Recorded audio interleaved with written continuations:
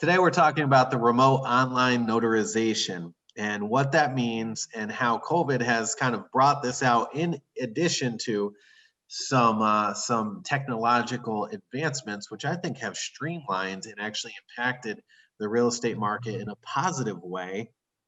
Go ahead, Ted. What is the remote online notarization? Sure. It's something that is in a lot of states now, a lot more states, than pre-pandemic.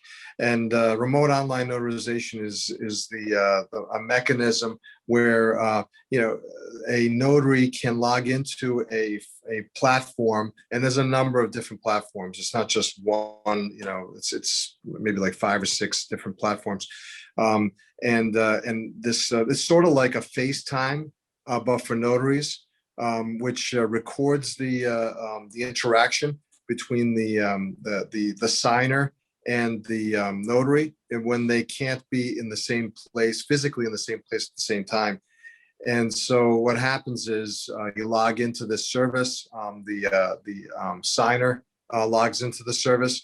And then there's some verification questions that are asked. Once they verified your identity, then they ask you for further identification, an image of the passport or driver's license, and then you can go through the process of executing and notarizing that document. So what happens is that the signer will sign the document in visually through that system, okay, and then mail that document that's obviously not notarized yet, mail it to the notary, and the notary will then execute it, put their stamp on it, seal their seal.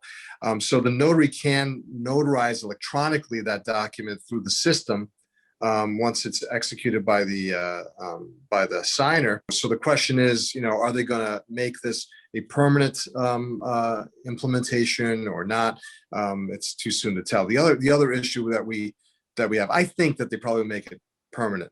The other issue that we're having is that although the recording of the document is probably not a big deal anymore, because if the Secretary of State is authorizing the use, the recording offices, will record.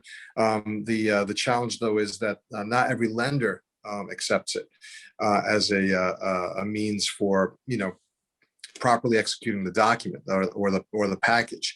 So it's hit and miss. You have to ask prior to the use of this service to see whether or not they allow it. In addition to this advancement, we've also seen a number of we've seen more online electronic recording in Rhode Island, which is something we've seen in other states. Like Mass is all online. Florida's been online for years. A lot of other states are online. Rhode Island now, I think there's like 6 or 7 municipalities that are online. Pawtucket, Providence, East Providence, so Westerly. So there's a few. So I mean, that's a good thing. That's a great thing, actually. And that is not going away. Now you can do online searches, which you couldn't do. It was spotty prior to the pandemic. So we are seeing some things that are here to stay, and good things.